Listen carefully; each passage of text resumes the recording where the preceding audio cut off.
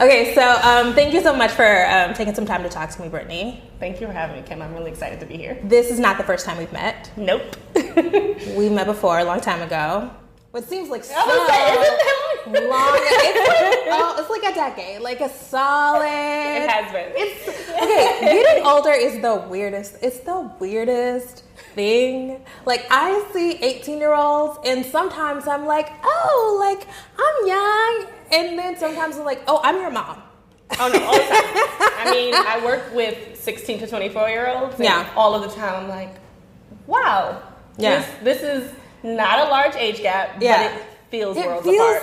So big. It's like, okay, the Gen Zers, sometimes they say things and I'm like, I don't even know you. Who are you? What's going on? And then don't even get me started on pop culture. Like, I have no clue what anybody is talking about. And that's what makes me feel old. It's like, dang, am I that disconnected? It is weird to be like, y'all like that? And it's like, when you're young, you're like, oh, I'm never going to be that person. But then I'm just like, y'all really, this is really what y'all doing? Yep. Anyways, I wanted to talk to you because I think that you have had a really interesting life and you're doing interesting things. And that's always my aim, to just like sit and learn more and maybe, you know, share it with those people. Okay, so you're from New York. I'm from New York, born and raised in Harlem. Like, oh, it's like down the street. Up the street. Oh, I'm not from here. I don't really know about there. Okay. I mean, it's definitely different than when I grew up, but it still has my heart. There's like a Whole Foods and there's a Whole Foods. Yeah. Even my supermarket up where I live now has like a hot food bar and it has a coffee grinder, and I'm just like, oh, okay, this is new. When I was a kid, because I used to love Spike Lee movies, I always wanted to have a brownstone in either Brooklyn or Harlem. But now, like, all the white people want that too. They do, and they have it. There are 2 brownstones near where I live, and I'm like, give me like 2 years. If those are still vacant, I can get me one of those in about 2 years. And now they're doing construction. I'm like, dang, it's just not gonna happen for me right now. Brownstones in Harlem are super unaffordable. Yeah. I just saw a posting for 2. It was like, oh, you can get both of them for $3.8 million, and I was just like, yeah, about that. One of my really good friends is from East Flatbush, and like we occasionally have conversations about the fact that gentrification has made it to East Flatbush, and I'm like, wow, that is commitment, because that is out there. It is, and you know, I think what's really interesting is I saw an ad recently about, I don't know if it was like brownstones or condos, but they had a white man on the stoop of a brownstone, and it was like, kind of like, oh, come let us show you what it's like to live in Harlem. And I was like, I'm sorry. That's gotta be so tough. And it is. You know, I think the displacement is obviously a significant concern for somebody that grew up in Harlem. Yeah. But there's also the culture that is completely lacking. Yeah. Like, I have to go to Brooklyn for my culture now. Yeah. And Brooklyn's far. That's so far. Yeah.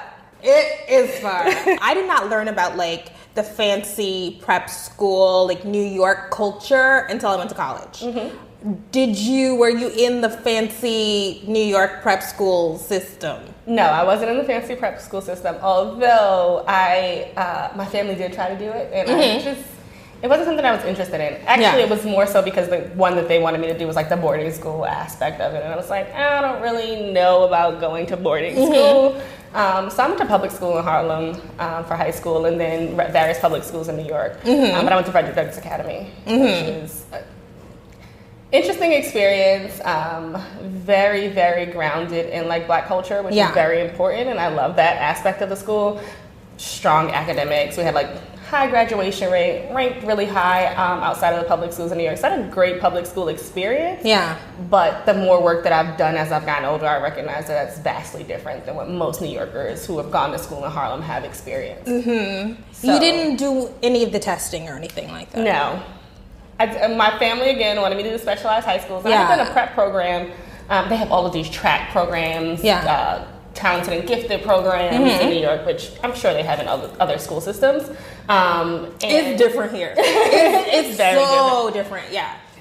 So I was, I excelled in the like state exams. So my teachers informed my parents about these opportunities to do, like I said, like the boarding school or to do specialized high school.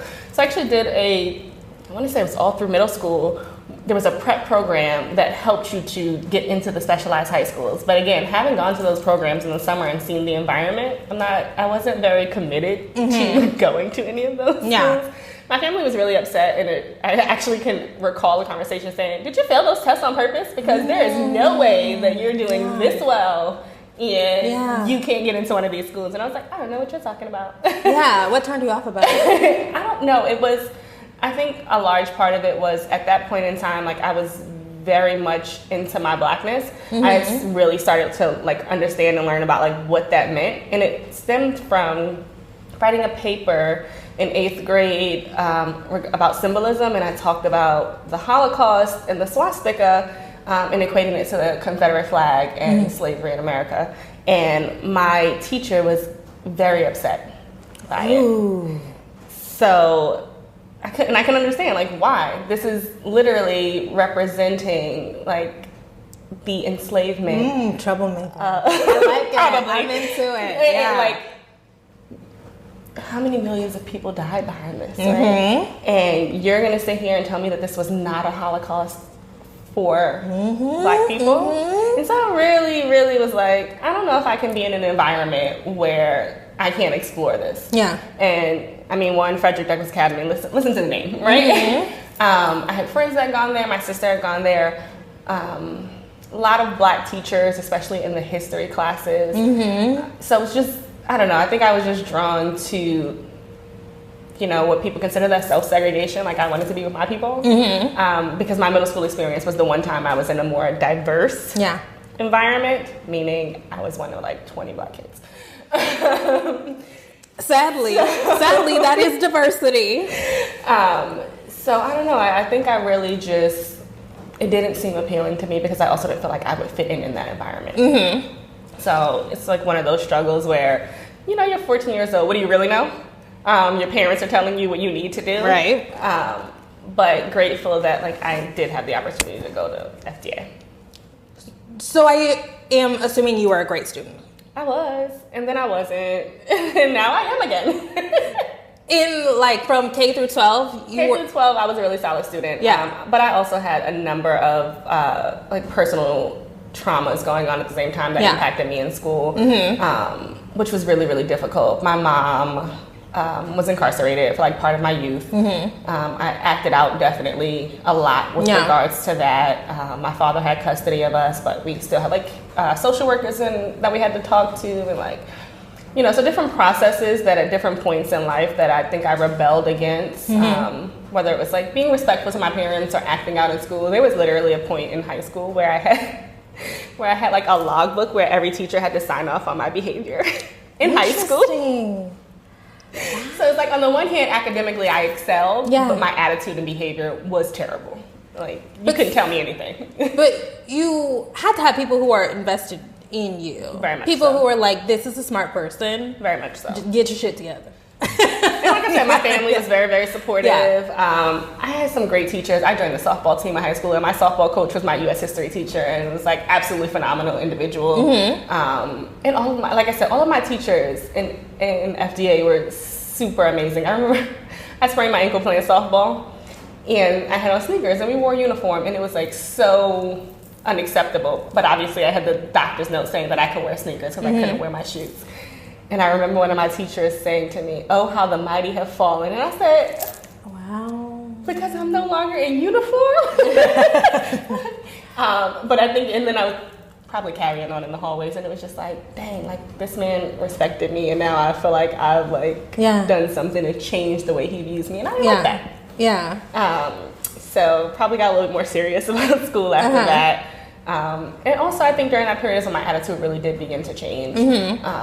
My friends from junior high school went to high school with me, and I had a really like great circle of people around me. Like I said, the environment was super supportive. The guidance counselor, the teachers, the assistant principal were always kind of in my corner. And so that was always my father was part of the PTA. He was a very involved parent, which is why I had, you know, my behavior log. But in some ways, I think I still was just challenged by the idea of like what the expectations were for me. And so, and again, like, it was just a space where on the one hand, like I felt like I could like enjoy my Blackness, and then on the other hand, it was also a trying experience. We were a Black school in Harlem with a white principal who, you know, there were interesting experiences, and he's like loved by everyone, or at least respected, and him and I had some challenges. And then I remember very clearly in homeroom class, might have been 9th grade, one of my teachers said to me, "Oh, you think you're better than everybody because you're light skinned with long hair." One of your teachers? One of my teachers. And I think that also what is going on in these schools? A Black woman. Oh my God, okay. Which to me was like, again, as I'm in this period of like exploring who I am. Yeah.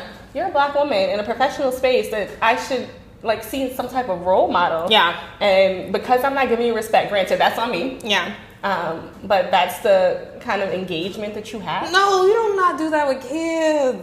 Oh, that makes me so sad. Yeah, okay. that led to some like real horrible situations where she was kind of like every day it was like, "I'm gonna call your father," and I used to be like, "You want me to dial a number? 212." And so I think that person felt like just really disgruntled and really angry and really hostile. Yeah. And it took a while for me to kind of shift out of that mode. Yeah. But when I did, I felt like I gained so much more. Like I said, joining the softball team, I volunteered with an organization. I got my first job, and they were working in a junior high school where I saw individuals who were my age, 16, socially promoting in a junior high school. So these are 6th to 8th graders who are 16, 15 years old. Yeah. And I really also started to understand like the disparities in the school system. This is very, like I said, I went to a diverse junior high school, so it was very different than my junior high school experience, and I couldn't understand how we had individuals who were excelling or moving forward a grade, couldn't read, couldn't do basic numeracy, struggled with writing, we couldn't engage them on like the homework aspect, but they came to program every day. Yeah. People underestimate what kids know and what kids can understand. So what age did it really click for you? Like, this stuff is unfair, you're wrong, like... I think it probably was about 10th grade. Yeah. That was the period when I was doing all of these things. And then reading. Oh my God, I think my U.S. history teacher had us reading like everything under the sun. My global history teacher had us reading everything under the sun. And I remember the first time I like really read the autobiography of Malcolm X and like really read Frederick Douglass. And then I was on my Sojourner Truth, Ain't I a Woman for a while. And I was like, what is going on in this world that we live in? Like, why are these things acceptable? Yeah. And I could not like really figure that out. And then in college, you know, I felt like I had a great experience with my education there because I was taking African American studies classes, and like my African studies professors were African people, right? They were teaching me about the history of when I was doing my like intro courses, or I took an African language. I took Swahili from somebody who was a native Swahili speaker. Right? So when you were in high school, there were teachers there. I mean, there were people talking crazy to you, but there were also teachers there that were helping you get a firmer understanding of Blackness and global Blackness, and you were rooted in that. Very much so. Actually, my English teacher, I think it was the first time I met a Jamaican person that spoke with an English accent. Interesting. So I was like, what? Like, obviously I understand colonization, I understand what's going on there, but I didn't like actually realize that there were people that spoke still with an English accent. Yeah. So it was really surprising to me. And then when she got angry and that patois came out, it was like, oh, you are Jamaican. And it's terrible that we make that distinction about like who we see and recognize as being a part of a culture just based on what we hear them say or how we perceive them. But if you're not exposed to it, then how are you supposed to know? Exactly. And especially where I lived in Harlem, whereas like a lot of neighborhoods are very mixed in their Blackness and the cultural identity in those communities. Mine was very much like what is considered American Black. Yeah. So, you know, family migrated from the South and they've been in New York for a while. So definitely a different cultural experience. And even some of the things that she had us read were, you know, the literature was, you know, Black literature wasn't necessarily like we weren't just reading Shakespeare, which was also like very, very important. That's so rare. It's so rare. Yeah. So I have to appreciate that. Yeah, okay. So at some point in high school, you have to make a decision about college. I have talked before here, people know, like I was an obsessive planner. I was like, when I was like 12, I said, I'm going to Harvard. I don't care what it takes. I was getting the booklets and looking at the website. Were you a person from a really young age who was like, I'm going to this school? I could tell you that I didn't know where I was going, but I was going to an HBCU. Okay. And funny enough, I was doing the common application, and I was doing it for, I think Howard accepted it at that point, or I was doing that, and I was like, all right, I'm applying to Howard, I'm applying to Spelman, like, let's get it together. But let me do the common app, because our school required that everybody do the common app. So I was in the guidance counselor's office, somebody makes a comment about Harvard, and was like, oh, you should apply. I was like, I'm not applying to Harvard, like, I'm never gonna get into Harvard. And so were you making good grades? You were making good grades. Yeah, I was like top ranked in my class. Okay. I came in, because of the great junior high school I went to as well, though, I came into high school like a standing sophomore because of the amount of regents that I had taken, the credits that I had taken in junior high school. So good test taker, good grades. Good test taker, good grades, like well liked, so I had some great recommendations from the people I didn't give all the attitude to. Yeah. And so I applied and like literally sent it off and did not think about it again. December 14th, 2004. I get an email. I'm at home, get on my computer. I get an email, and it says that I got accepted early to Harvard. And I said, you applied? Well, you have to apply early. Right. I didn't even realize I sent the application in the deadline to apply early. Wow. Okay. That's how disconnected I was from the process of like going to Harvard. It was just like, all right, somebody said you should do it. Like, just do it. You know, these are the stories that like racist, like white people hate, where it's like, oh, and with me they hate it even more. Where it's like people who like are obsessed about it. Like I'm like a typical like overachieving person who I was obsessed about it, and it's so interesting because I know lots of people who are just like really casually like, yeah, like my teacher told me to apply and like I just sent it in and then I got in. Yeah, okay. Yeah, and I'm like, and first I thought it was a joke because I was like, Harvard is not going to send you an email saying that you've been accepted, right? And I'm like, so then I start Googling like, oh, or what, I think it was like Ask Jeeves back then, right? I consider everything Google now. And I was like, when was the application deadline? I actually started looking up like, I was like, oh, so I submitted it like literally the day before the early admissions application deadline. This is so crazy to me. Okay. And I cried and I told my dad and I was like, I went to Harvard. Yeah. And I like called school. I was like, well, can I not go to school tomorrow? It's a big deal, yeah. And he said I didn't have to, which was a big deal in my house. Like there was no excuse for not going to school in my house. So I remember calling the school and letting them know, and my guidance counselor like screaming like, oh my God, 2 people got into Harvard. And I was like, who else got in? Who going with me? Yeah. Because now, of course, I'm going like. Yeah. And so it's really, really shocking, and I absolutely had no idea. Like I remember my interview, and I had a great interview. And I really shared like who I was with my interviewer. Yeah. Because, you know, I've never been ashamed of where I come from or who I am. I've never been ashamed of saying I grew up in the projects or, you know, that my mother has been incarcerated. I love her for who she is. She's had her own challenges, and that doesn't impact how I feel about her. I just didn't know that everybody who applies gets interviewed. I assume there's like a tier of people who get interviewed, because I went to high school in Oklahoma and I had an admissions interview. So I assume maybe if there's like maybe we need to do some research, because there's got to be a way for them to be like, oh, this is a serious applicant and this is not. But everybody I know who went had an admissions interview, like in their hometown. I wonder how they decide who does it, because there's no way. There's no way in 2019 every single person who applies. Even back then, I feel like, what did they say? Like maybe the acceptance rate was like 6%. Yeah. So, yeah, no. Okay, so yeah, you had an interview, and you talked about it. And then we also talked about just my experience and things. And again, back to doing like volunteering in a school, then working in a school, and playing on the softball team, becoming captain of the softball. I never saw those things as like adding to my resume. I saw those things as adding to me, right? These were that's so healthy. Right. I think because my mindset was like so... like, oh, the academics will come, like, I'll go to school and, like, I'll be fine. This is so well adjusted. Okay, because that was not my mindset. That was not it. Okay. And I, like, just enjoy these experiences, right? Yeah. These were things that, again, my school exposed me to.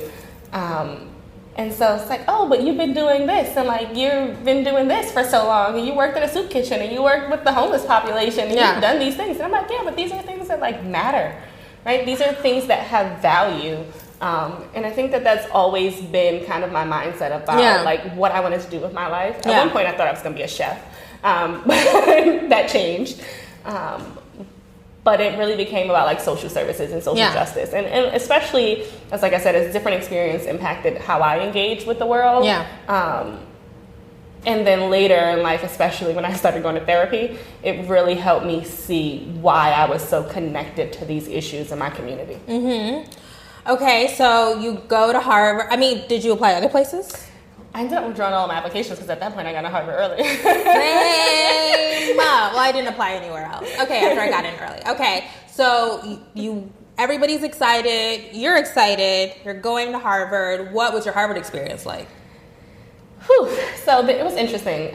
So I will say that like I went up for pre-fresh weekend and I met amazing people there who I absolutely love to this day. Pre-fresh is ridiculous. Okay, so accepted students, admitted students, the spring of their senior year in high school, there's a weekend for admitted students, and then you're supposed to be introduced to the Harvard experience and what it's going to be like. Yeah, so it was all a lie, right? It was an amazing experience, and you felt like you could just immerse yourself in your blackness at Harvard. Yes, that's true. To, like all of the events. And you go to the black people events. Oh, this is so true. Yeah. So I was like, oh, this is like great. Like I didn't know how I would be able to like relate in this environment and like what this would look like. It is. It's and even as being as spoiled as like writing on my housing application that I didn't want to have a communal bathroom and getting like a freshman dorm that had an en-suite. I was like, this is fancy. Yeah, I definitely wrote like I don't want any roommates and got no roommates. Yeah. So it's just like this is a different level of privilege than I've ever experienced. But I also was appreciative because the year that I started at Harvard was also the first year that they had started their low-income financial aid initiative. So I also went on full scholarship. Wow, yeah. Which was, amazing for my family because otherwise I don't think I would have been able to attend. And then on top of that, I think that they were very intentional about how to engage individuals from that community in the space. So things like the Student Events Fund to make sure that people can go to things without having to worry about how much they cost, or they had a coat fund where you could get a winter coat, and even my laptop. So these different things. And I had outside scholarships, so it was also just like, wow, I can do all of these things, and I like have to call home and ask my dad like for this or for that or things like that. So that was very important to me because I also knew that like realistically it wasn't something that could be ongoing. And I just started working and things like that to support myself while in school. But I think that when I actually did sit like in the dining hall, which I always say the dining hall, and my girlfriend just to say it's a calf. Like, why do you call it a dining hall? And I was like, girl, people call it other stuff. Okay, yeah, you're right. That's not a normal. But when she came to visit, though, she was like, I really understand now why you call it a dining hall. Yeah, I'm like, girl, there are chandeliers and like long wooden tables and like white men in robes on the wall. It's a thing. Yeah. And our waffle iron had the Harvard crest in it. Like, it's a dining hall. And I just remember thinking like, wow, this is like very far removed from anything I've ever experienced. And I think my first year, like I said, I had some great people that I had met prior to starting at Harvard that really provided like a supportive environment for me. But I also think I struggled to like find out where I wanted to be there. I like immediately joined the Association of Black Harvard Women. And I met some like really engaging and dynamic women. But I think that on the individual level, like I held in a lot of stuff, and I went home like almost every other weekend because I didn't feel like comfortable in this space. And I don't know. So you weren't able to find like a community. I feel like people ask me like, what should I do? Like, and I'm like, if you don't have a community, it's gonna be a struggle. So you didn't feel like you were deeply rooted in a community? I felt like parts of me were, but I also felt like there weren't many people who could identify with my background. This is true. And so while, you know, there was, like I said, the community was pretty strong, right? And I felt like I could have also myself tried harder to immerse myself within that community. Yeah. I also felt like I felt inadequate in this space because of where I came from. Okay, I got my ticket for the Student Events Fund to go to the gala, right? Yeah. So I was like, oh, let's go dress shopping. And we go to dress shop. We go to buy dresses. And the first time I went to, what was the place called? Cachet? I don't know if you remember that place. Old school, yeah. And I was like, the kids don't know. Yeah, and I was like, so these dresses started like $300. This is an important conversation to have, because I've really been thinking about this recently, and there's been more conversations about it recently, in that there is diversity on like these elite college campuses, but it's a certain kind of diversity. And so I'm somebody who had a solidly middle class, maybe upper middle class background. And that's the majority of people. Even the minority, the black and brown folks have that kind of background. Right. And so if we're talking about diversity and making these campuses inclusive for all types of people, we need to just think beyond what your race is. Exactly. Yeah. And that's kind of the biggest issue with diversity, is that, and people always assume that we have these quotas to fulfill to do racial diversity. But as we talk about diversity and inclusion, like, I can be in a room full of black people and feel very, very singular in that space. Right. And that was kind of some of the things that I felt. And not that there weren't other individuals that I identified with or who were supportive. And even those individuals, it wasn't like, oh, they were like, oh, you. Right. It was never that. Yeah. But it was, you know, the internal feelings of inadequacy. When they were talking about leaving the country, I was like, I've traveled the Eastern Seaboard. Yeah. Yeah. Or my class analysis as a 30-year-old is much different than my class analysis as an 18-year-old. I just assumed you just don't know. Exactly. Yeah. And so I was like, I'm not like this type of black person. Yeah. Right? And then there are times where I felt like, oh, I was too hood for Harvard, right? Like I still cursed up a storm and was very set in my ways and my behaviors, and I might have came through campus with my bamboo earrings a few times, who knows? But I definitely felt like this wasn't my space. Yeah. And even, I asked you about the fancy private school New York system, because I just assumed that every black person who goes to Harvard comes from the elite private school or boarding school system. That I just thought, oh, it has to be. But that's different. It's rare. Okay. We're making sense now. Okay. I think that we met through the Association of Black Harvard Women. And those kinds of differences are definitely, even in that space, they're definitely there too. Yeah. But I will say that in that space, though, I always loved that space. Yeah. Because, the topics range from so many things that we wanted to discuss, so many things that we wanted to do. I think it was through them initially that, I first heard about PBHA and one of my roommates who wasn't black also was doing work with them, and I was like, oh, a lot of people are doing this work in Dorchester or Mission Hill, and what is this? What's going on? There are black people in Boston? Yeah. Because in Cambridge, when you first go there, you also assume that Cambridge is Boston, and then you're like, oh wait, these are two different worlds, and then you're like, but where are the black people? And it's like, oh, they're urban areas, or cities. You gotta go Boston. I hate those words. Right. There's a few in Cambridge, but you gotta go. You gotta go out. So those were also, when I first started doing work there, that was, I think, more of seeing my community in Boston helped me really figure out where I was in the space. And also, like I said, therapy helped a lot. You started going to therapy in college? I started going to therapy in college. I looked for a black female therapist because to me it was important to have somebody that looked like me to discuss my issues. Because even with the class differences, there are some things that are singular black women experiences that I felt like I needed somebody who had those experiences to talk to.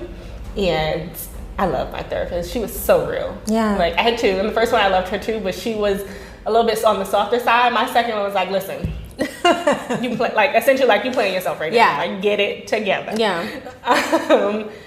But I still think that, I had strong ties to home in ways that weren't positive. Right? Not just that I felt like my family needed me and they weren't adding intentionally an additional burden. Yeah. But sometimes I felt like I was like straddling these two worlds. Yeah. And then I would go home and like, you know, be back in Harlem and like, you know, living in the projects and then going back to Harvard the next week. It was a weird experience. When I reflect back on it, like at the time I was just like, I'm going, this is this. When I think about it, I'm like, I was literally like moving from poverty to wealth every other week. Have you heard of this documentary called, what's it called? Oh, it's called The Prep School Negro. Mm-mm. And it's about an older black man, and basically he and his sister were from a low-income neighborhood in West Philadelphia, and they went to these elite, fancy, private high schools. And they're talking about their experiences of going back and forth and the kinds of trauma that creates, and there's nobody to guide them through the trauma. But yeah, like I'm super fascinated by the untended to harm of you think that you're giving, this is such a big opportunity for you.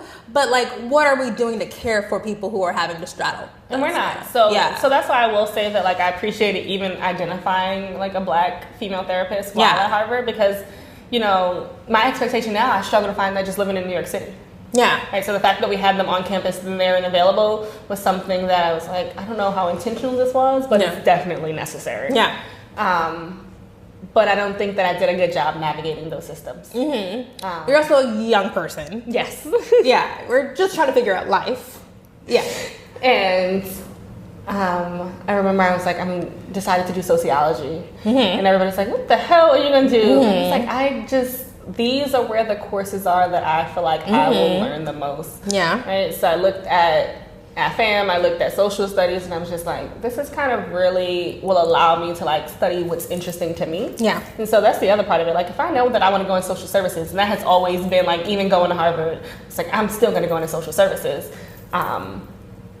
Then I want to know about people. I want to know like how do we get to this point, right? So I can tell you like the history. Obviously, I'm well versed in the history, but it's so much more than looking at where we came from and looking at like how we're still engaging in these systems that are so oppressive to people that look like me. Mm-hmm. And so I really studied like race and ethnic relations through sociology, and then, like I said, through African and African American studies. And it was really powerful for me to be able to do that with some of the people that wrote the book on it, right? Yeah, that's the thing. That's the thing about going to fancy schools. Okay, so there comes a time when you have to decide, what am I going to do with the rest of my life? I need to find a job or make money or go to grad school. What were your plans? So I was applying to social services positions in schools, and I remember talking to somebody about it, and I was like, one, I can't believe that you came to Harvard to do like social work. You're gonna make, your tuition is more than you're gonna make as a social worker. That is a very common. I was like, damn, like, it's true. But at the same time, like, you know, some part of my Harvard experience also, I felt like the people in the Black community were very driven, like I said, in being involved in like social services work while they were there, but the focus was definitely like, I'm doing X, or I'm doing this, or I'm going to law school. And it was all about, you know, that, I don't know, increase in prestige, or that focus on prestige wealth. And money. Which I'm not, hey, whatever works for you, right? And people should be allowed to do what they want to do. But I always felt like we could have done a better job with maintaining kind of the service work that we did as undergrad students. Yeah, okay. So this is such a, okay, because I have thought about this a lot, and I didn't do a lot of service work, but I did notice that it did feel like service work was often presented as a stepping stone for the next thing. And even people who would sign up to do like Teach for America, right? They'd be like, okay, I'm gonna do Teach for America and spend my 2 years in this city and then go to business school. You know, that'll help my business school application. That'll help my whatever application. Or I'll go to do consulting. I'm like, it's fascinating that, and I get it, right? Because a part of that is I'm a Black American person, so like I don't really have no safety net. Even coming from a middle class background, it's like we don't have no. So we have to make sure that like we're setting up our foundations, but at the same time, like, what's responsibility do we have to, even if you want to make money, there has to be other options. And even now, like, the fact that you say responsibility is something that I've had numerous interesting conversations about, kind of in the current space that I'm in at Columbia School of Social Work now. Yeah. And it was kind of regarding this idea of like Black emotional labor that I experienced at Harvard, that I currently experience at another like private white institution. And I continuously say, like, I feel like I have a responsibility to my community to shape kind of some of these conversations. Yeah. And to ensure that the individuals that are coming to work in our communities understand the systems of oppression that we've lived under before they come in making these assumptions about like what our needs are and what they can provide and like, because who else is going to do it? And so I like kind of straddle this understanding of like, what is my role and responsibility to my community? What's my role and responsibility to like myself, my future children, right? And like wealth and access, and what power do I have, right? Because on the one hand, I recognize, you know, where I've been at a disadvantage, and I've recognized, you know, the struggles that I've had to overcome, but I also recognize that I'm extremely privileged in a lot of ways. Just looking at, you know, my educational background, just looking at the family support that I've had and being able to do that, it's kind of helped me look at like, well, how do I balance this identity that holds some of this privilege with this identity that has experienced extreme oppression? And for me, I've really come to understand that like my role is heavily rooted in like social services and that's not a waste. No, I feel like it can be so easy to internalize this idea that you're wasting you have so much earning potential. Okay. And even that conversation, I just said to someone like, listen, no, I am not going to sit here and make, you know, nice little $500K with a $100,000 bonus, right? And I'm okay with that. Because one, I think that I'm putting myself in a position to be able to build wealth, right? Because there are other things that I'm working on and want to do. And at the same time, not step away from my personal mission and my personal drive. And I think that was one of the things that like Harvard helped me see a little bit more. Was, do you just strive for the money and let it take away from your passion? Or do you live your passion? And I definitely have like lived my passion. All right, so you completed all the coursework for a degree, but you did not get a degree. No. Okay. Do you want to quickly summarize why you did not end up getting a degree? So about 2 weeks before graduation, and I always struggle with like how to frame this, mostly because I feel like the situation, when people see it, it dictates how people view you, right? And we know that that's going to happen. But to me, it's more important to understand that regardless of what I did, and I know what I did and I accept responsibility like for what my role and everything was. I hate being defined by like, this is the girl that did that. And it's unfortunately, you know, the circumstance for people in numerous spaces, but especially for people who have been incarcerated or have been under some form of the carceral system. So about 2 weeks before graduation, I was dating someone who was participating in some illegal activities on campus, which one I have my own issues with. Because I wasn't aware of it, so it was really, really frustrating that he was bringing this like life from home into my Harvard space. Right. And then the other part of that is that people have automatically assumed that I was a part of it as well. And what really frustrated me was like, there is a huge drug culture. There's a huge drug culture. And nobody talks about it. And it was like, well, these black people brought these drugs on the campus. And it was like, actually, Harvard was the first time that I knew that like teenagers sniff coke. And I was like, wait a minute, y'all don't just smoke weed? I am definitely afraid of drugs because I feel like I'll get addicted to anything. I didn't even smoke. I just started taking edibles 2 years ago. But it is everywhere. That's the thing. It is so normalized. It is. And I did not expect it. Like I said, grew up in the projects. Everybody smokes weed. A lot of our parents were on drugs. So, like, I'm definitely, like, drugs are not it for me, right? But when I realized that people were like taking pills and doing, I was like, people like do this like recreationally, like at 18, right? So it was mind-boggling, this understanding that like drugs are very immersed in this culture, and then you know this drug dealing on campus is by two black people who don't go to Harvard, with ties to the black women at Harvard. And it was like really this conversation about, you really see where race kind of becomes a huge issue. Yeah. And so it was a very devastating circumstance where somebody lost their life. Yeah. And I'm just going to fill in blank. Tell me if I get it wrong. So from what I've read, there was a young black man, a man that you were dating at the time. It's been described as a drug deal gone wrong, and he ended up fatally shooting another young black man inside of a dorm or outside of the dorm? Inside of the dorm. Inside of the dorm. And you were alleged to have been involved in the drug deal. And you were incarcerated for that. I was incarcerated for that for 2.5 years. And I didn't receive my degree.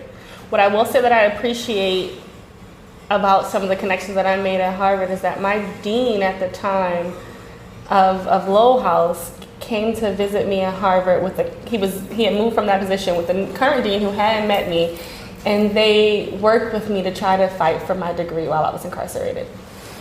So this is an interesting thing, right? Because if you completed the coursework, and I think this happened during move out, because we were like 2 weeks to graduation. We're still on campus. Then why not give you the degree? So part of it was that even if I wasn't a part of the drug deal or wasn't aware of it, I gave him access to the dorms. And he had been like in my dorm for That a was while. their reasoning. That was part of it. And I honestly couldn't tell you that I looked at all of those forms, literally a stack of papers like this thing, as we were like fighting for my degree. And actually, I didn't completely finish the coursework. There was one paper that I had to submit when this happened that like never got submitted during the process of like experiencing this trauma. And that's the other part that nobody actually talks about. It's like, how did this impact me? Not even on the educational level in my degree, like me as a person. But the fact that like they came, and I know part of it was like their role as, you know, you have to give people the opportunity to respond to this. But the fact that the dean wasn't even at the dean of Lowell House anymore, and like came with the new dean and was like, this is kind of what the process is, this is what it looks like, and and they were, you know, strong advocates for me. I think also made me realize that like I wasn't as disconnected from the community that as I thought I was. I received some great, you know, support. People reached out to me individually after, and I was hugely ashamed. Of course. So when I was doing research to sit down, I went back and there was like an NPR segment from like 10 years ago. And one of them was an 08 graduate, and she was talking about Shaniqua Campbell, who was also implicated in the incident. She was alleging that a part of the reason why Harvard acted in the way that they did towards you two was because of race. And the reporter in this little NPR segment was questioning, why wasn't the black community at Harvard? Why were we not mobilizing? Why was there not more outcry? Did you feel at the time like you already felt isolated, maybe a little bit marginalized from, you know, these bougie black folks? Did you feel like you were abandoned? Did you feel like there should have been more advocacy on your behalf? I think looking back, I wish it had, but I don't think I blamed anyone for not being supportive at the time. Like I said, people reached out to me individually. But I also think that people are afraid to touch the subject. And you have to respect that. Like, you're in an environment where this is clearly about race. So, like, what does it say about you? But that's the other part of kind of the work that we do. Like, at what point do you push yourself past that fear? Like, what does it mean to you? And is this important enough to challenge the systems? And, you know, I think that, again, as we're all learning ourselves at that time, definitely a different environment that I think that if it would happen now. It's different. That, the kids are so different. Completely different response. I think I might have checked the like BSA listserv maybe once or twice, and I was like, I don't think I can do this, like, because the other part of it was like, these were people that I respected and people that I engaged with, like, so regardless of whether I felt like I was like belonging in this community, I did enjoy the space that I shared within the community, and I didn't want to see like any derogatory remarks, and there weren't any. Like, I realized later.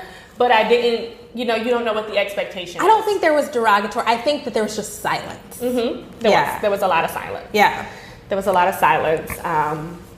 But I do remember there was a Crimson article, and like all of the comments on the Crimson article goes back to what you were saying. This is why we don't allow these black people at Harvard. Honestly. Like, this type of person doesn't belong here. This is what affirmative action gets you. And it's like she took the space of somebody who was way more qualified to be here. And it was like, you don't know me. But that's, I haven't looked at the comments recently, but I've looked at any Crimson article that's about race, if it's about affirmative action, if it's about a black person, it's always people, not even people affiliated with it. It's just random people who are just like, you stole my spot. And it's like, honestly, yeah. So that definitely was, I actually met somebody maybe like a few years ago. I did a speaking engagement, and I think I spoke about my experiences having gone to Harvard and not getting my degree.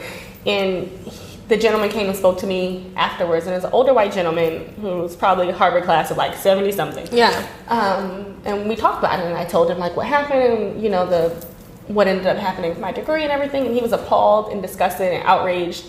And it was interesting because that outrage was directed toward you. No. Toward Harvard. Toward Harvard. Okay. And I was, again, in this place where I hadn't fully accepted like what happened at Harvard. To have somebody that was like outraged on my behalf. Yeah.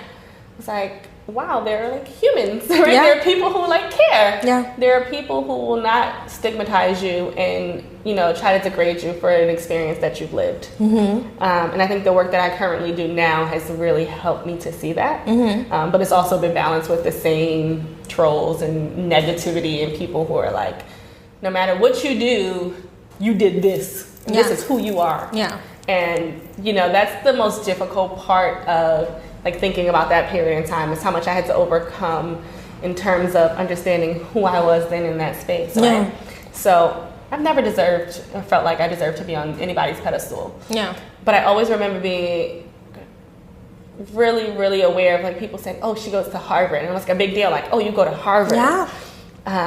To that point where you do that little thing where you're like, oh, when somebody asks where you go to school, I went to school in Massachusetts. So there's like a culture of, and it's so deeply embedded in the community of black people at Harvard. It's like the black excellence culture, where it's like, we are the leaders. And now that I'm older, I can disconnect myself and just be like, oh my God, it's so obnoxious. It's so obnoxious and like elitist and classist in so many different ways.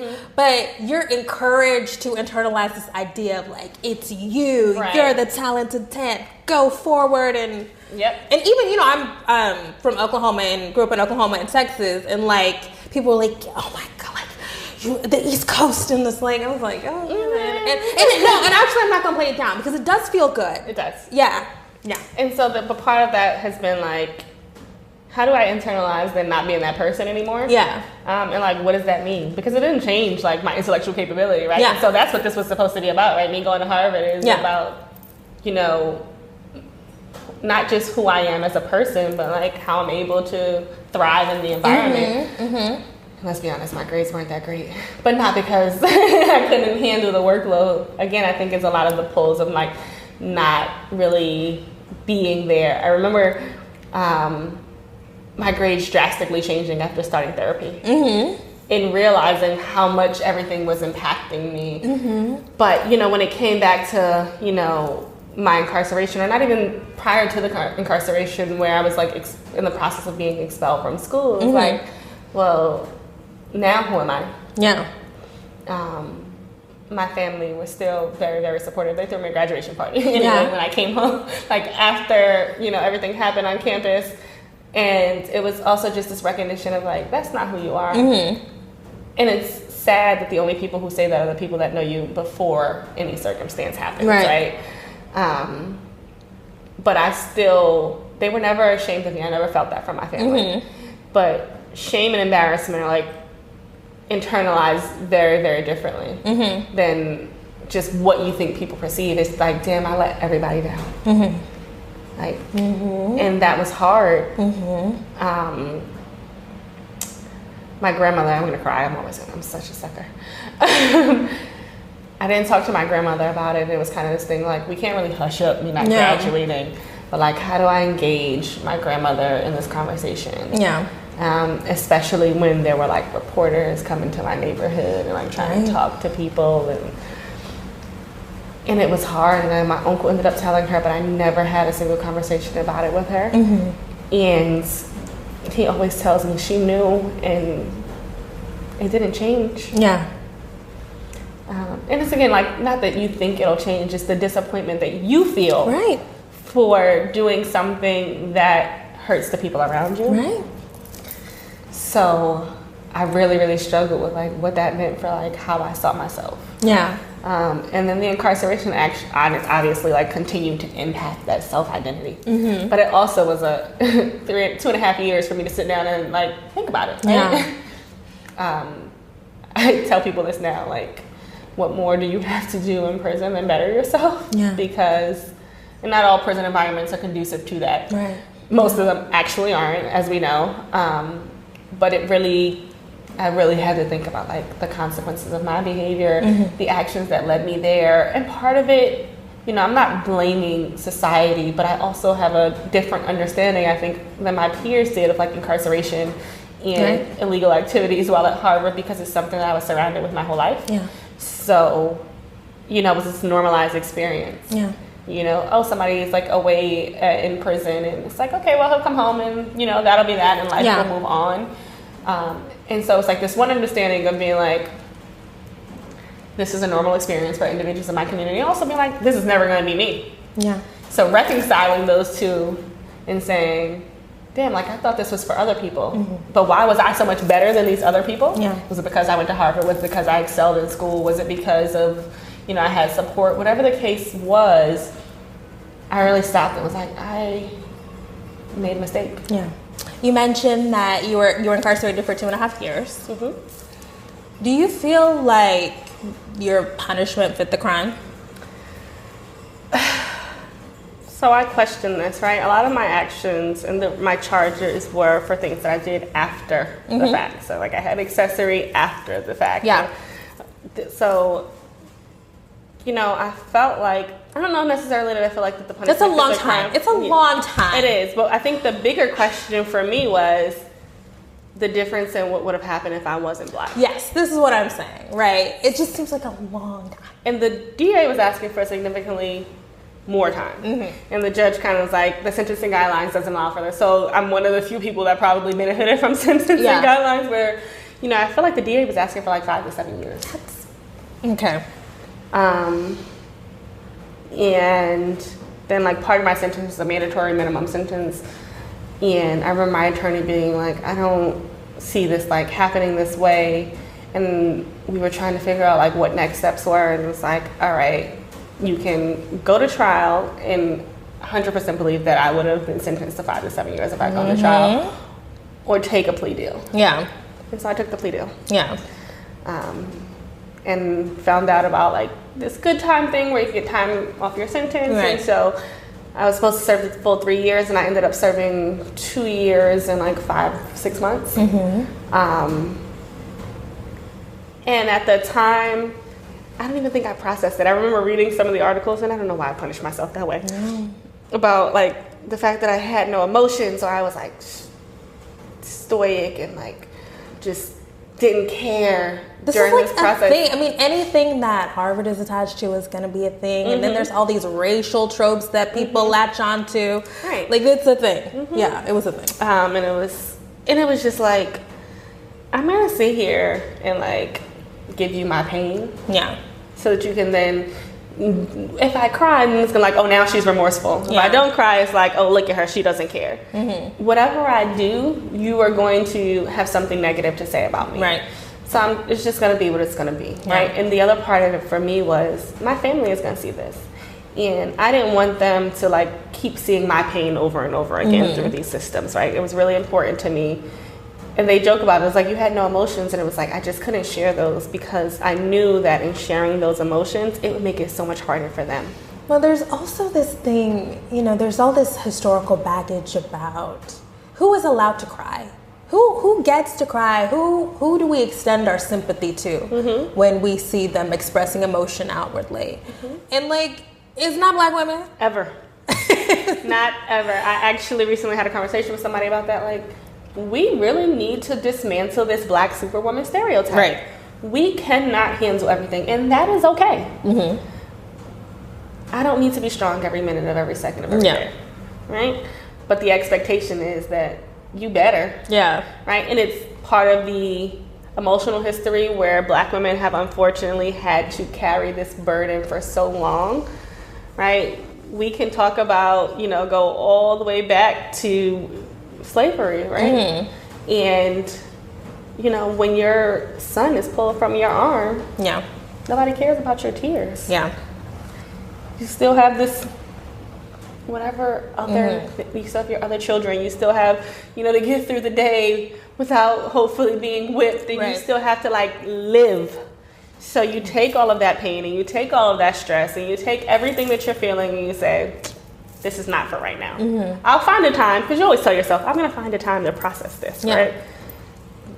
But outwardly, it doesn't help us because everybody sees that and it becomes, well, she can handle anything. Yeah. It's like, and then when you break inside, you feel like you have nobody to turn to. Yeah. Because everybody's so used to you being strong. And that was hard too to think about, right? Like, what does this look like for me? Do I shut it down as far as it can go? Right. And just live one day at a time, right? Because you still have to get through each day. Yeah. And in being in prison, it was like, nobody's gonna see me, right? You are F81126. So does it matter that I have no emotions? Does it matter that I'm not engaging with what I feel? And I didn't for probably the first year. Within the first 2 weeks, I think I must have slept 20 out of 24 hours. Wow. Yeah. I lost a massive amount of weight that when my family came to see me, they were like, what happened? Yeah. And I was just like, I don't know how to cook food in a bag, right? So you make light of it. When the reality is, you're dying inside. Yeah. And you don't see the way out because nobody's giving you the opportunity, especially within a prison, right? There's no therapist in prison that you can explore your trauma with and say, this is how I'm feeling. And if you do see somebody, you're going to get medicated and you're walking through the halls like a zombie. Yeah. Was there a point while you were incarcerated when you were like, okay, we have to make something out of this? So as I was fighting for my degree, found out that Framingham had a prison education program with Boston University. And I found out that while I was actively fighting for my Harvard degree, I could still work towards completing my bachelor's degree.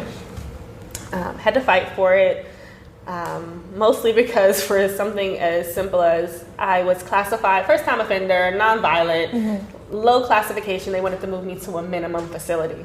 At that time, you could not, the classes were in the medium facility, although they were right next to each other and they would transport you if you were transferred.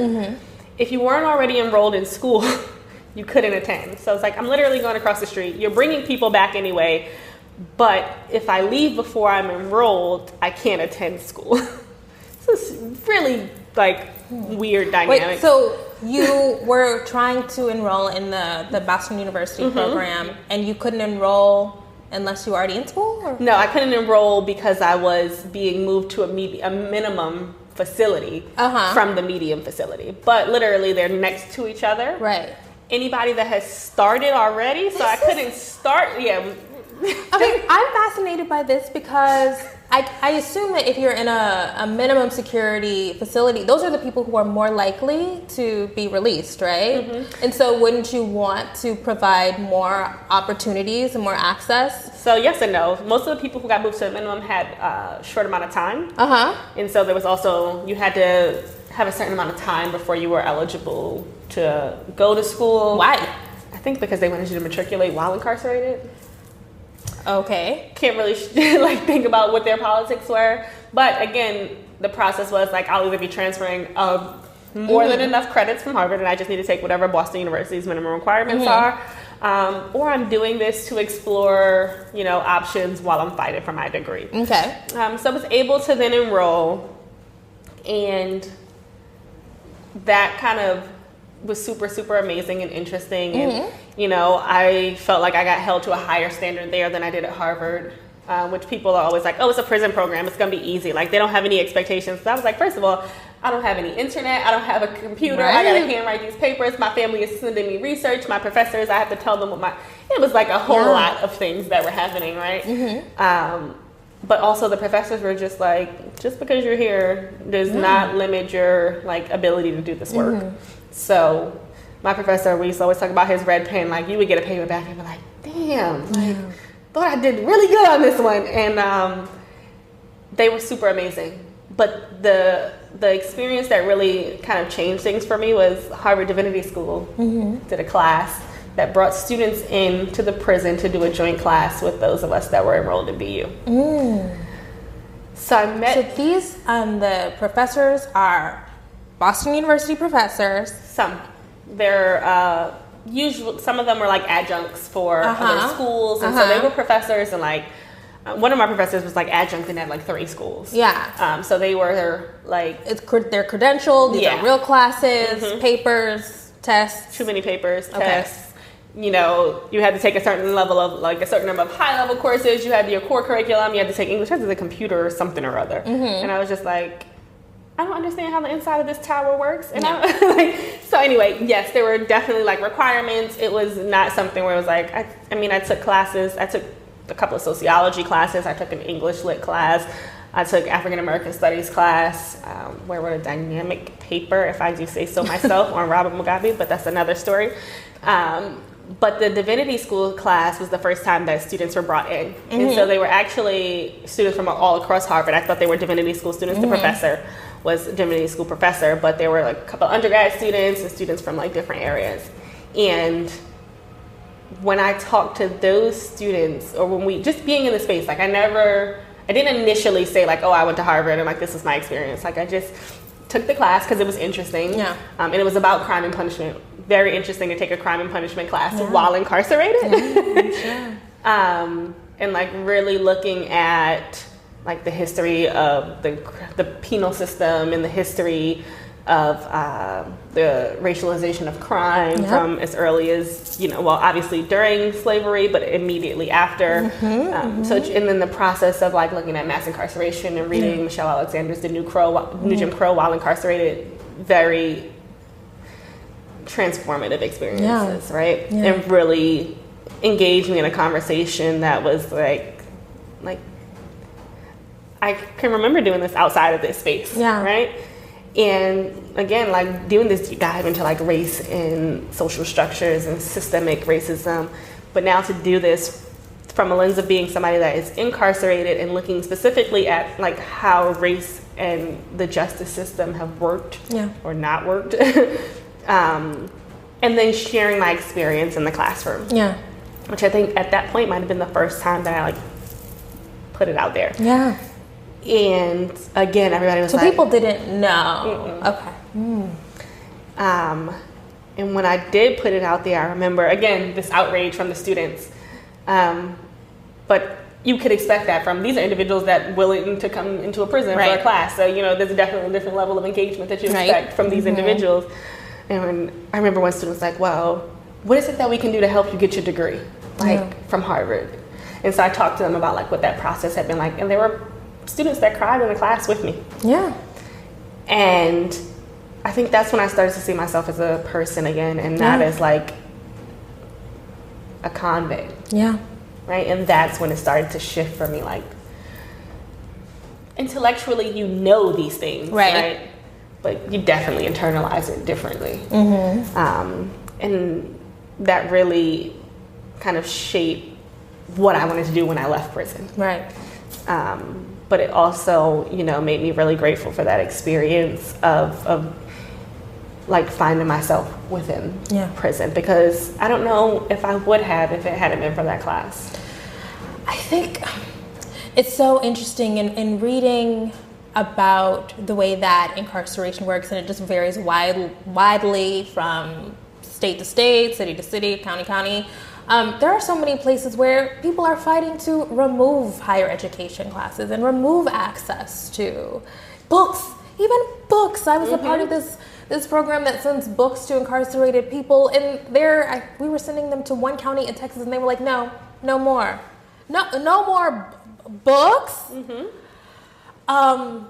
So I am glad that you had that opportunity, but it does seem to be pretty rare. It is. It absolutely is. And Boston University's prison education program is privately funded. So that's, I think, one main difference in a lot of systems where, like in New York system, part of it came from like state funds, government funds, so and federal funds. So I think that's like part of the aspect is like, oh, we're paying for like these people to receive education with our tax dollars, and like I can't even send my child to go, and so that's part of the conversation, right? Yep. But yeah, Boston's, and I think that's why Boston's program has been able to like excel, is because it's not tied to that. Yeah. People are willingly saying like, we're gonna pay for this. Yeah. Which is a much different conversation. Were there a lot of people enrolled, or how many people? I can't remember, but there were a number of classes that were run. Like it wasn't like, oh, we only had 2 classes a semester. It was like it's like a full program. Full program. Okay. I think I took like 3 or 4 classes one semester. And that's great. I also commend the professors, because you're going into this environment where literally it could be on lockdown at any minute, right. And you've traveled all the way here, and now you have to wait outside for 2 hours, and then you come in and you got 30 minutes left in the class. And to have your bearings around you to be able to get these things done, right, and move forward. But it's really sad that, the conversation is always around like, oh, well, people will go to prison and they'll be reformed and be rehabilitated. But if you're telling me that I can't even get an education, which is like a basic right in my opinion, like what is it that you want from people? Right. But people are not invested. They're not really invested in rehabilitation at all. But I will say that about my experience is that I do, and again, I've never been incarcerated in New York, but just from the stories that I've heard from friends and family members and people that I work with, and obviously just reading, that it's definitely a different system than there is in New York. Yeah. There were a lot of programs that were offered. Massachusetts is a uniquely progressive in some ways state. So that's always, I've always found that like interesting, like how segregated Massachusetts is, and like how progressive it is, and then Republican governor, and then like it's weird. It's a weird mix, definitely. Yeah. But I think that really also kind of allowed me to like explore like these different aspects. The minimum that I went to was a minimum pre-release, and I ended up going on pre-release and like working in the community. But it was dorm style. It literally reminded me of like undergrad dorms. Rooms along the wall, doubles and triples. You had a closet, you had a dresser, and then like the bathrooms were not in your room. Wow. And so the showers and stuff were like all separate. They had a library, the TV room and all of these things. And then we actually did have a computer lab. And so I was able, like when I moved from the medium to the minimum, able to like type my papers up. And we had floppy disks. Yeah. Floppy disks. Oh, yeah. I couldn't even believe it. There are a lot of people under 22 that watch this, and they're not even going to know. So just Google it. It was a different time. And, even things like they had a family program where you get a house visit with your child, and you could order from the kitchen like things to cook with your child. So they had like brownie mix and cookie dough and like regular breakfast food. And when I went to the house, I used to work on the maintenance crew. When I went to the house to like do some work, I was like, it was a cute little like 2 or 3 bedroom house, living room, like very family friendly. And because we had no bars and no gates or anything like that, I think it was like an intentional kind of way to do family unification or reunification, like while individuals were incarcerated. So like I said, very different than, my experience and my understanding of what the New York system is. Doesn't take away the fact that like people treated you as though you were less than a human being. Right. People tried to degrade and demean you left and right, to the point where it took me back to those high school days where I couldn't keep my mouth shut, and I was like, I'm gonna get in real trouble one of these days because somebody's gonna say something to me, and I'm just gonna flip, because regardless of why I'm in this building, you have no right to talk to me that way. You have no right to treat me like I'm anything less than a human being. And people don't understand that, and they don't accept it. And you know, I used to tell people all the time, like, you are literally one mistake away, because that's all it takes. It doesn't have to be an intentional act. Don't understand. And that's the other part of it, right? So why do you think that I'm so different from you? Because I made a mistake? Okay, well, how many times have you made a mistake and not been caught for it? People, think about the minor things that you do. Break the law this is what I'm trying to tell people. You break the law every day. You break the law. And we see hugely powerful, influential people who break the law out in open. And they're not incarcerated. Okay. So you are released from prison after 2.5 years. And when you're released, do you have a plan for your life? Nope. I had saved some money because, you know, like I said, I was working in the community, and they actually forced you to save like a portion of your income, which I think is great because it allows you to like leave with something. I know people who have literally left with like thousands of dollars, so it creates like a nice little foundation for you to start navigating. It's not a lot of money, but it's like I can, you know, move into an apartment, I can buy myself some furniture, get some food, some clothes, and maybe like navigate that space for a little while. But I had no clue what I was going to do because this was pre-Fair Chance Act in New York, and it was just like I applied for a job and the background check comes, and then like, so what does that look like? So I ended up going to a company that I worked for previously, and because I knew they wouldn't do a background check. And I enjoyed the work. It wasn't anything that I wanted to do. What type of work was it? Retail. Okay. And then I started working at another job, and it was again just like a job to have an income to be able to live. And I was staying with family at the time. It was like, I want my own. I can't afford this, especially not in New York City. And I ran into a family friend who had originally introduced me to the Fortune Society. And I had interned at the Fortune Society one summer while I was at Harvard. And so I was, at the time when I first went there, I had no clue the type of work that Fortune did. It was just like, oh, they'll hire you like temporarily for an admin position to the AVP. And I was like, cool, sounds good. I could definitely do clerical work, right? It was paying more than the work that, and I had wanted to go back into the schools, but it was just like, or work in the social services system that I had worked in previously, but it wasn't like, just wasn't an opportunity. And then I was like, oh, well, I can like look for something else. And I had no real plans. And so when I went, I was like, oh, I'm making a decent income and like, this is cool, but it's nothing interesting. Right. And then I found out what the organization did. And it was the first time I had even heard of an alternative to incarceration program. And I was like, wait a minute. So like we have a diversion of people that keeps people out of prison.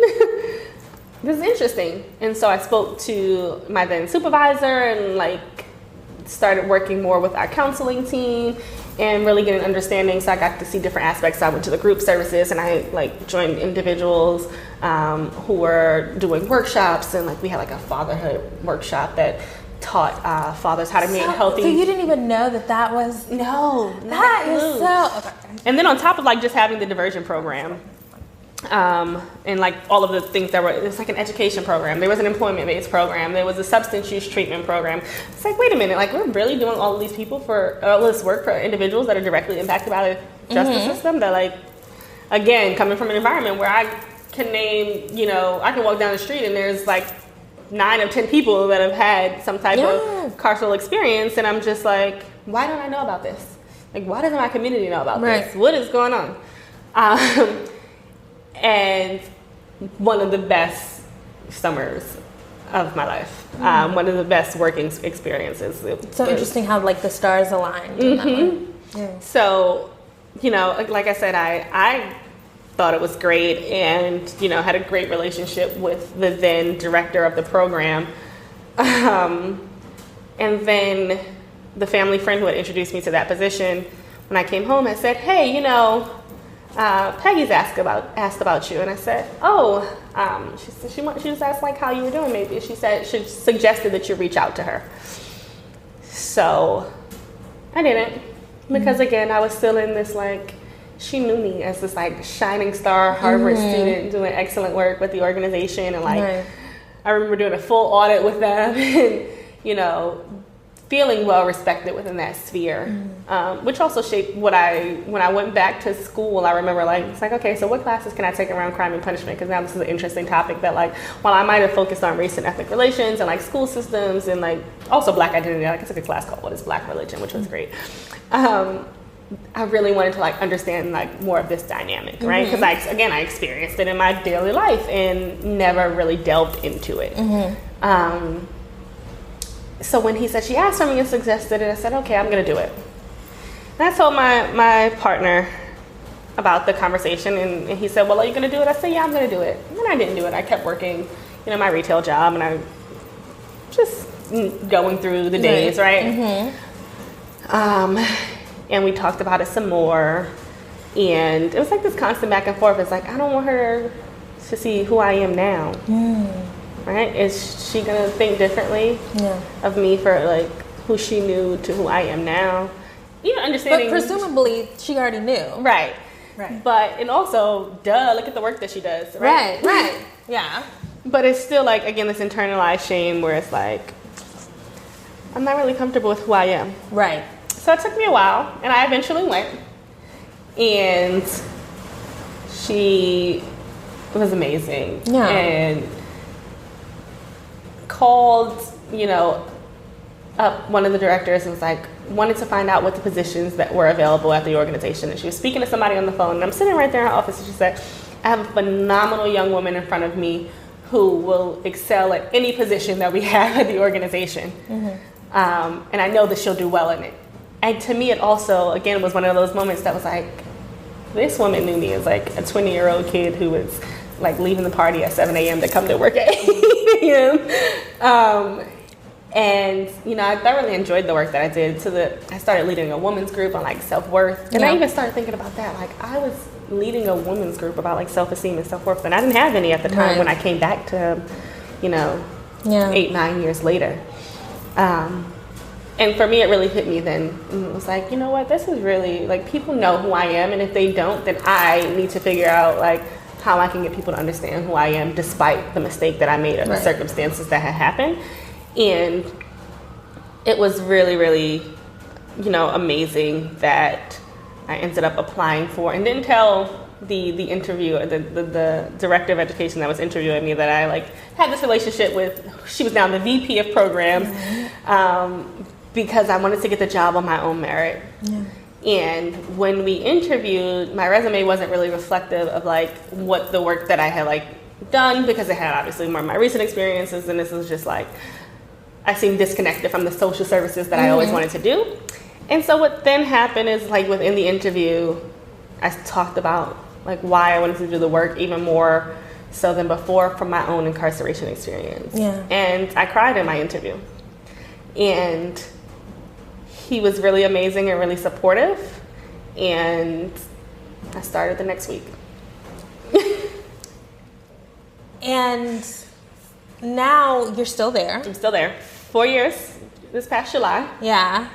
Started there as teacher of our youth education program, now senior director overseeing all of our education and training programs. So I'm interested in, over the past, I would say like, well, you mentioned the release of Michelle Alexander's book, The New Jim Crow, in like 2010, 2011, around that.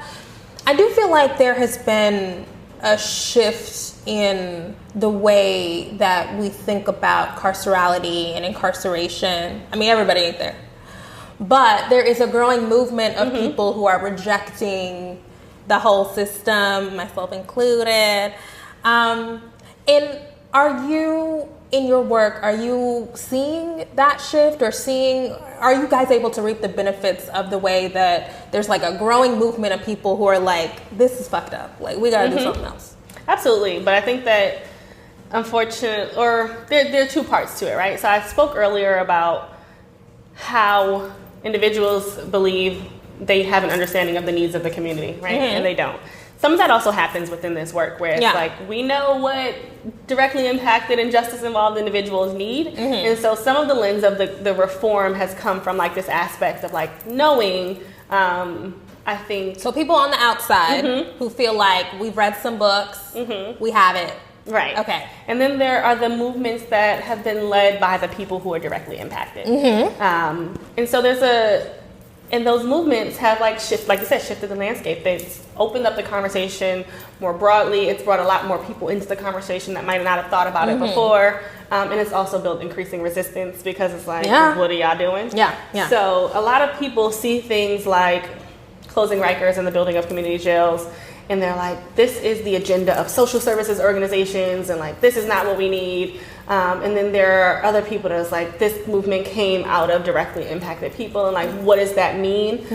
And there's conversation even around understanding that it's not just incarceration that we need to address, right? So are we looking at changing the policies? Are we looking at the school system? Let's take it all the way back there. Are we looking at like what this does to communities and how communities are being impacted? So a lot of those kind of different pieces are being in conversation with individuals who, like I said, are newly interested in this work, individuals who are directly impacted. And I think that that's the kind of, to me, the best part of this movement is the number of voices of people who have been directly impacted by these systems as we try to change these systems. That's a really good point, because when I do think about the people who get the most shine in like the prison abolitionist community or even the reform community, I don't feel like I hear primarily from people who have been incarcerated or the people who are closest to the problem. And that's like a recurring thing whenever we're talking about any kind of social justice thing. It feels like people who are closest to the pain, closest to the problem, their voices get drowned out. And that's been my experience to some extent. I recently like responded to something on Facebook that said exactly that, when somebody put out a letter about like the closing of Rikers, and essentially was like, I was like, well, have you had conversations with individuals that are directly impacted? And then when you do you do it with the individuals whose views align with yours, or are you opening up the conversation and hear what people have to say? That's a good point. And, you know, kind of some of my take on what that looks like is, you know, even with Close Rikers, you know, there were some focus groups around like redesigning of these new prisons, or not even prisons, they're jails, in the community jails. And everybody's like, there's no such thing as a community jail. We're not at a stage where incarceration is going to end. So whether we get there and whether we move forward with prison abolition, we have to understand that we are currently in an environment where that is not where we're headed. In saying that, it's important that we have environments where people are treated like people. So to me, the most important part of that is like, is there humane treatment within these environments, right? So when asked about like my experience, like I shared with you, it was dorm style, right? Our rooms were purple and blue and green or whatever they were colored. I can't even remember, but I remember there being, at least I think it was like blue and purple, and the areas and the open spaces were painted, right? It didn't have this institutional feel. There was not a barbed wire, not a gate, not a fence, not a locked door, right? So when we were locked in, it was like, stay in your room. We didn't even call it ourselves, right? The person that I lived with was my roommate. You know, and so even just the physical structure of how, like, I struggle with kind of some of this, because personally, I recognize that I would hope that we could move more to like a restorative justice model. But I also recognize that there should be some consequences to actions. And I wanted to ask about this. I'm glad we're getting here. So, you know, for me, and I said this to somebody recently, I said, maybe it's that I'm not there yet, but there are certain things that, you know, I can't see happening where I'm not going to say that like, this person needs to be removed from society. Right. But in removing them, you should be able to access your family. You should be able to access services. You should be able to access resources. You shouldn't feel like you're in a cage. You shouldn't be demeaned. Read books. You should. At the bare minimum,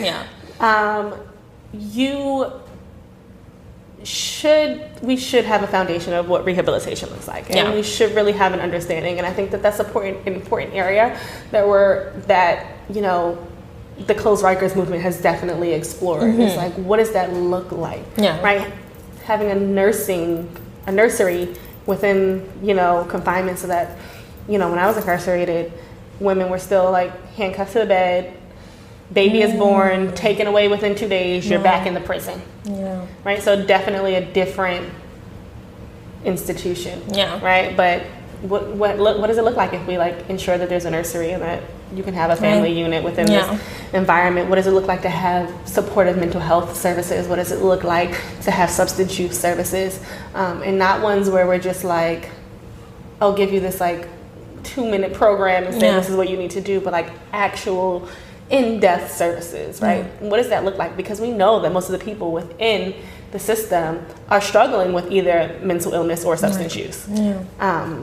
So, and then we look at how other systems work. At my job, and I can't remember where they came from, but we've had individuals that came from, I want to say maybe like Amsterdam, to talk about like the differences in like what the prison system looks like. And so there are definitely different models that are working a lot better, that are not meant to like be punishment, because it's more than punishment. And that's why I said I don't really know if it's punishment or consequence. And I haven't wrapped my head around like what I see the future looking like. But I also think that in the environment that we're in, we need to change the systems that currently exist. So, you know, I can tell you about like some of the worst experiences and be like, damn, like I would never want, no matter who it is, no matter what they did, no matter whether I agree with their incarceration or not, I would never want somebody to experience this. There's a pragmatism that you're approaching the problem with. I think I converse with a lot of abolitionists and people who are radical, and the closed Rikers thing has been like, that's the big topic of discussion right now. But like, I do think we do have to think about, okay, so maybe in the future, maybe we move toward a society where we no longer need the prison system, but what are we going to do for people who are currently incarcerated? What institutions do we need to build now? And I think it's easy if you're disconnected to intellectualize it too much or make it too abstract. And I'm glad we're having this conversation, because it is a really good reminder of like, oh, there are people who are locked up in Rikers now. And so what we're gonna do? Okay. And then the other part of that, I think, is also, you know, like you said, it's a shift in understanding like what we need to do and like how that changes. But I think part of that is understanding that like we're also trying to reduce the population, right? So there are movements that are not just about like, oh, we're moving them, because that's a lot of people are saying it. It's like we're just moving them from one place to another, and like what does that look like? But there's active advocacy around like reform for sentencing guidelines, parole reform, with parole and probation, with oh my god, why am I forgetting the term? Technical violations, which are a huge area. Bail reform, right? That's a huge issue, because Rikers, again, is actually meant as a like detention facility, right? So for people who are pretrial, and a lot of that comes from like, if I can't like pay my bill, what does that look like? So okay, there's the Khalif Browder problem, right? And so we've talked about. I've talked about with people like, you know, differences in like cash bail systems and like what that looks like in other places. Arresting people for crimes of poverty, like hopping the turnstile, which, you know, in Manhattan they no longer do under the direction of the DA. I had a warrant out for my arrest for not paying a parking ticket. And I was like, oh, okay. And then the fee ballooned to, it was like $700 by the time. And I was like, oh. And that is like outrageous. Yeah, and it's like, oh, I really y'all could have just arrested me right here for an unpaid. But that's a real thing. It is. Yeah. It is. So how are we engaged in like conversation around that? Like, what does that mean? These circumstances and these things that we're looking at, it doesn't just like limit to this idea of like what a prison is, but how did we get here? Right? And so a lot of people are like, well, we can just reinvest in schools. And believe me, I want us to invest in schools more. But if I'm investing in the school and I give you that prep school experience that you were discussing earlier within this environment, and then you're still in this community, how does it change kind of what your trajectory is? How is it impacting you? Is it doing what it needs to do? And so part of that comes from like the unequal distribution of wealth, right? Are we ever addressing that? So we can talk all day about the resources putting into certain things, but we're not kind of impacting the systems. And so that's one of the things I also grapple with, is like, how much of this is still triage? How much of this is still like we're treating a symptom and not the problem? I recently asked a group of people, how many of you think that the criminal justice system works as it's designed to do? And no one raised their hand, or maybe one person. And I said, I think it does exactly what it was designed to do. Yeah. Because it was designed with the intention of, you know, fairness for white males. Yeah. So it works for them. Yeah. We know that obviously that makes it unjust. We know that it's, you know, founded in racism. We know that these things exist. Can we completely dismantle that system? Some people say reform is never going to work because that's the foundation of it, right? So there's not just one thing to grapple with when you're looking at the carceral system.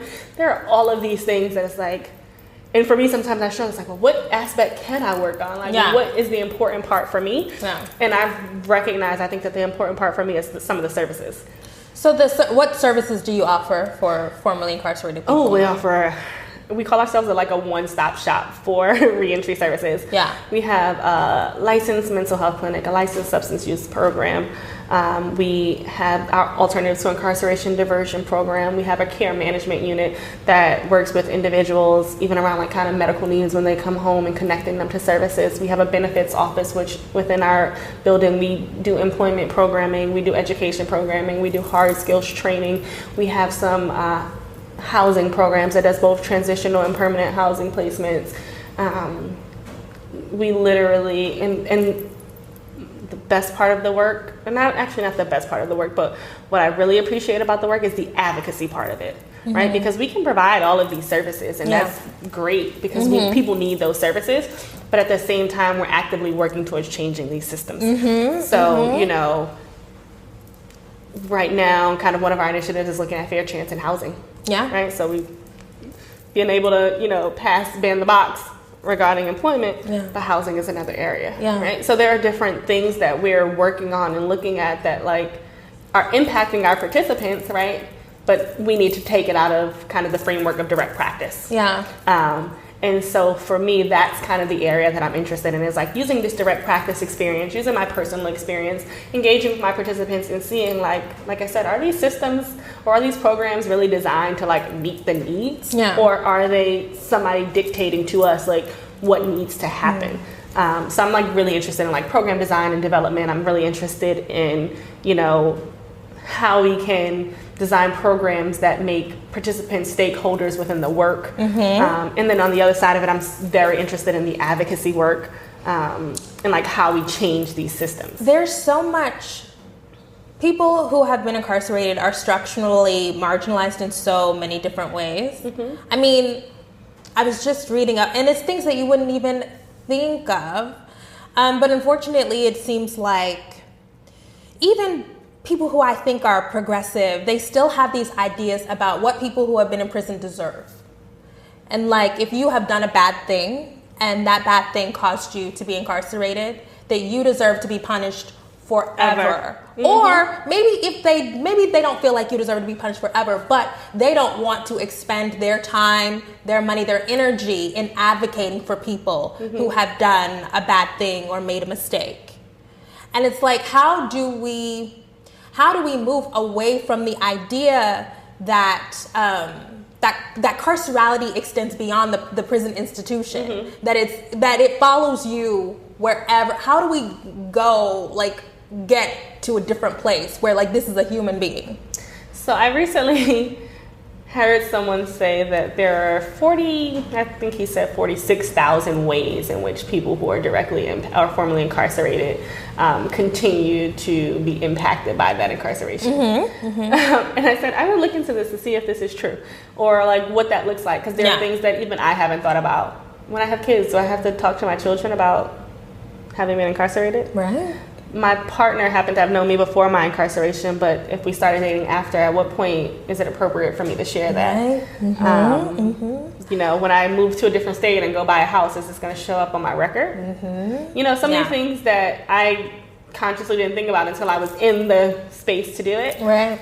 Part of what I always say is conversations like this, right? How often are we bringing these voices into the necessary spaces and really humanizing the issue, where we have this narrative of what we think it looks like, But it becomes completely different when you get to look a person in the eye and say, you're a criminal. And then you hear their experience and their story, and it's like, wow, like that wasn't what my expectation was. Yeah. It's because people are so hands off, you don't want to touch it. It's like a dirty area. Right. But if we have this, and not that it'll create dynamic changes immediately, right? But it's part of the process to make you see me. Yeah. Right? And I always say that my incarceration experience is not the same as anyone else's. Right. Yeah. There are some things that we experience similarly. There are some understandings that we have. But people who have never been touched by it have no understanding of how much it does impact your life. And how much you just want to live and thrive and move forward when so many things are trying to pull you back. Right. So, you know, I said earlier, I don't want to be put on a pedestal. And when I had done, you know, the Now This story, and so many people are like, well, why does she deserve to be listened to? Yeah. Why is her voice necessary? It's like, this is part of the problem. I'm not sitting here telling you to like look at me and say, oh, she's the best person in the world, or she's so great. I'm asking you to see me. Yeah. And people are really unwilling to do that. Yeah. And that's really, really difficult. I mean, we see changing landscapes, right? We now have an opioid epidemic as opposed to like a war on drugs. Yeah. Yeah. So as people become impacted by these systems, we see them changing. We see the language changing. That's the other significant part of it, right? Language. Or you even see like, I'm so fascinated by somebody like Jared Kushner. And the prison reform stuff that's coming out of the White House right now. There's so many articles about the fact that like Jared Kushner, because his father was incarcerated, I can't remember what he did, something white collar-y. But now, because he's experienced it and had to go visit his father while he was in prison, now he has a vested interest in seeing stuff change. And it's like, do we have, I get it, like you want to sit down with people and hear their stories, but why is it that it has to hit so close to home before something clicks and you're like, these are people. Yeah. And it's that uncomfortable situation where we do, and I think it's like kind of partly human nature. Yeah. Right? Like we don't want to engage in something that makes me uncomfortable. Yeah. And if I say that this is wrong, then what's my responsibility to it? And do I want to take that responsibility? And I think that's the other significant part of it. It's like, if I know that this is okay, like, can I live with like not saying anything? And of course, there are some people that are like, sure, like I'm make it through my day. So true. Yeah. But you know, our responsibility to each other, I think, doesn't exist in the way that I like to see it. Yeah. You know, I've engaged in conversation around like the immigration conversation, and I'm not an immigrant. I don't come from an immigrant background. Doesn't mean that I don't care about like what is happening with that population. Right? It doesn't mean that I'm not invested in understanding like how we create like immigration policy. And for some people, that's all they can see is like, is this going to change my day-to-day life? And if it's not going to change my day-to-day life, then like I'm not invested in it. Yeah. Whereas for me, it's like, so we just okay with injustice? Right. Cool. Like you go that way. A lot of people are actually just okay with injustice, though. Like that's the thing. And like, I don't know if it's a function of, because it's more than a function of my own experience, but like a function of my understanding like as a Black person, and like really saying, damn, like there's literally one starting reason, because there are so many others. Yeah. Like you look at this brown skin that I love so much and say, she is other, let me treat her as such. Yeah. Yeah. And then the other part of it is, do we feel like we have the power to do anything about it? Yep. So power dynamics are super interesting to me. And it's like, again, how hard do you push for something that you don't think that you can actually change? And so if the system is already designed to be built against you, like how can I fight to fix this system that I know didn't want me to be a member of it in the first place? Yeah. So, you know, I think that is something that people grapple with. And I think that, you know, realistically, until we start looking at like each of the systems and like the intersectionality of wealth and education and incarceration and all of these things, then like, because like I said, sometimes it feels like we're targeting it in a very singular way, where it's like, we're going to look at incarceration, we're going to look at education, we're going to look at the wealth gap, we're going to look at the housing crisis. Like, we're not looking at how these are all founded in the same system.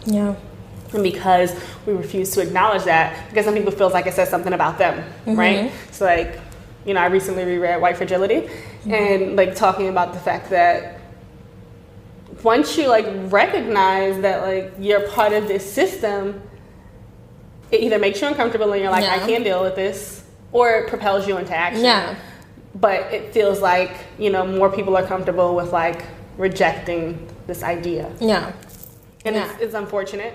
That knowledge is kind of it does kind of become a burden. Like, I understand now that I do lots of deep reading about inequality, why people would take a ignorance is bliss kind of approach to it, because once you recognize and see all of this stuff and see how the shit is fucked up everywhere and how deeply entrenched it is, so I find it difficult to sleep sometimes. Like, I find it difficult to focus on things.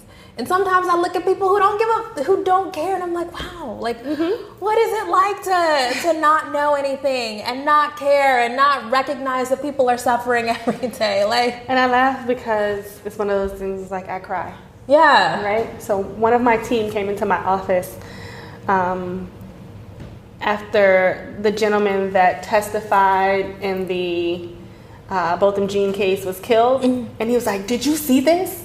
And he was angry. And that rage lives within us. And people tell us it's not okay, and I'm like, let it burn. Right? Because this is going to be our call to action. But at the same time, it's painful to say, like, this is what I have to see every day. Like, how many times can I watch a black man be killed by a police officer and there be no consequences?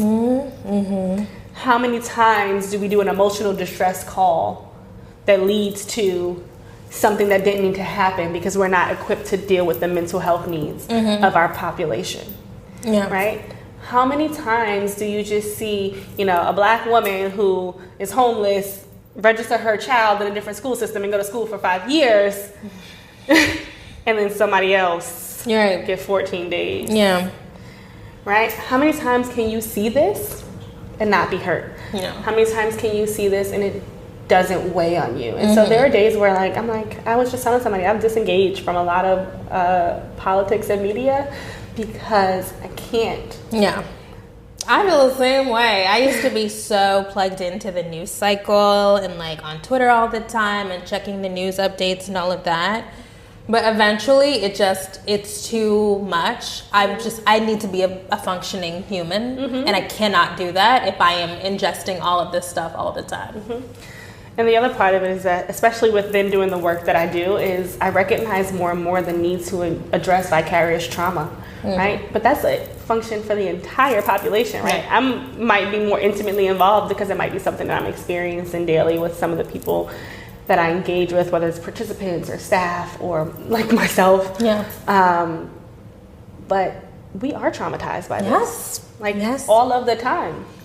I told my partner, you know, it's funny, I ask him like where he's going, and he'll tell me, and it's like, okay, and then he'll text me later like, oh, I went here. And sometimes it's like, I'm sure, I always tell him, I was like, you feel like, oh, she's probably crazy. Like, it's like, and it's not a function of like, oh, I'm jealous or I'm worried. Like, that's what the assumption is. Like, as a woman, I must be like worried about. It's like, no, I just need to know that you're safe because you are a black man and you're out in a public space. So you have no control. Like, you think it's like, oh, if I don't do this, if I don't behave in this way, if I don't engage in this space, if I don't go to these neighborhoods, I'll be fine. None of that is true. Right? You can walk to the bodega. You can be opening your front door. You can be in your damn apartment. So, yes, I worry. And yes, I'm afraid. And I have this conversation with my participants as well. Right? You are young black men with justice experience. Society is viewing you as a certain way. You wear your hoodie and your sagging pants, and they automatically assume things about you. And I fear for you going out into the world. And I want you to understand the space, the world that we live in and the environment that we live in. I'm not telling you that you are defined by this mistake, but I want you to understand that there are two things that you need to look at: how you see yourself and how the world is going to view you based on these situations. Yeah, I think Black folks in general they're criminalized. Mm-hmm. I've seen, there's a video, oh gosh, I'm not going to bring this up, but you know what, actually, let's wrap this up and we'll talk. So thank you so much, Brittany, for taking some time to talk to me. What we're going to do is we're going to take the after show of this on over to Patreon. Shout out to all the Patreon subscribers. I do have other things I want to talk to you about, but I appreciate you immensely for sharing your experiences. I appreciate you for having me and your platform overall. Oh, well, thanks. Well, I do think it's important, like you said, to like recognize your privilege and recognize the way that you're removed from certain experiences and bring people who have been there into the conversation. I think it's so easy if you're like a talking head person or commentator person to be like, I've read the books, I know, but I don't. Mm-hmm. And so I appreciate you. Thank you. Thank you. Okay, guys. Thank you guys so much for watching. Like, share, and subscribe. Leave a comment. DM me if you have to on Instagram or on Twitter. I'll talk to you later. Bye. Bye.